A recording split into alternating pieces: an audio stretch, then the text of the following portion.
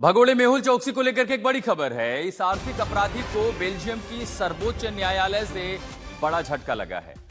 भारत के प्रत्यर्पण के खिलाफ मेहुल चौकसी की अर्जी अब खारिज हो गई है।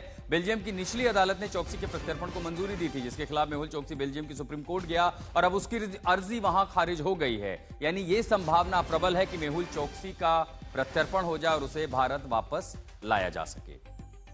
मुनीश पांडे हमारे सहयोगी हमारे साथ जुड़ रहे हैं। मुनीश, मेहुल चौकसी इस समय कहां है? सुप्रीम कोर्ट से याचिका खारिज होने के बाद मान के चलें कि जो समझौते के तहत मेहुल चौकसी की वापसी अब तय है, और है तो कब तक?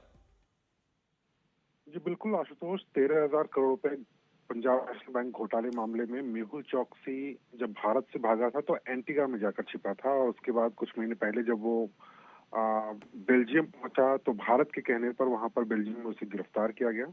बेल्जियम में गिरफ्तारी के बाद में जो प्रत्यर्पण का मामला है वो शुरू हुआ। सबसे पहले लोअर कोर्ट से उसे झटका लगा, जिसने सीधे तौर पे बोला कि मेहुल चौकसी को हिंदुस्तान वापस भेजना चाहिए ताकि उसके खिलाफ जो मामले चल रहे हैं उसका वो कोर्ट में सामना कर सके। लोअर कोर्ट के फैसले के खिलाफ में मेहुल चौकसी वहां की सर्वोच्च अदालत में गया था, लेकिन अब सर्वोच्च अदालत ने भी फैसला दिया हुआ है कि जो तमाम सबूत ईडी और सीबीआई ने मेहुल चौकसी के खिलाफ वहां की सर्वोच्च अदालत में रखे थे, उन्हीं के आधार पर ये जो याचिका थी मेहुल चौकसी की, वो फिलहाल के लिए खारिज कर दी है। कहीं ना कहीं एक बड़ा झटका है। जो मेहुल चौकसी के वकील हैं वो तलाश रहे हैं कोई ना कोई एक ऐसा तरीका जिससे कि मेहुल चौकसी को हिंदुस्तान न वापस आना पड़े, लेकिन जो सरकार और जो एजेंसियां हैं वो लगातार कोशिश कर रही है कि मेहुल चौकसी को वापस लाया जाए। फिलहाल के लिए मेहुल चौकसी जो है वो बेल्जियम की जेल में है। नहीं, क्या ये रास्ता भी उसके पास है कि वहां की अथॉरिटी में इस बात को चैलेंज करे कि उसके पास तो वो तो एंटीगुआ के पासपोर्ट पर आया था, वो एंटीगुआ का नागरिक है, तो अगर प्रत्यर्पण की बात है तो उसे भारत को न सौंपा जाए? कहीं पर कोई और डिप्लोमेटिक किसी तरह का हर्डल आपको सामने इसमें नजर आ रहा है कि अभी भी संभावनाएं वो तलाश कर रहा है, और वो क्या हो सकती हैं? आशुतोष, अगर कानूनी रूप से बात की जाए तो कानूनी रूप से बहुत ज्यादा मेहुल चौकसी के पास में तरीके रहेंगे जिसकी वजह से वो हिंदुस्तान वापस ना आ पाए।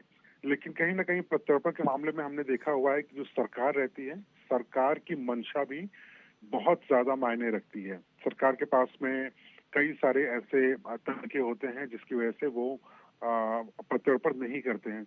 विजय माल्या का मामला ले लीजिए। विजय माल्या के मामले में जो यूके की लोअर कोर्ट थी, हाई कोर्ट थी, सुप्रीम कोर्ट थी, सबने, सारे कोर्ट ने विजय माल्या की याचिका खारिज की और उसे हिंदुस्तान वापस भेजने के लिए कहा था। लेकिन जो वहां की होम डिपार्टमेंट है उसने विजय माल्या का जो एक्सट्रेडिशन था उसे रोक दिया था।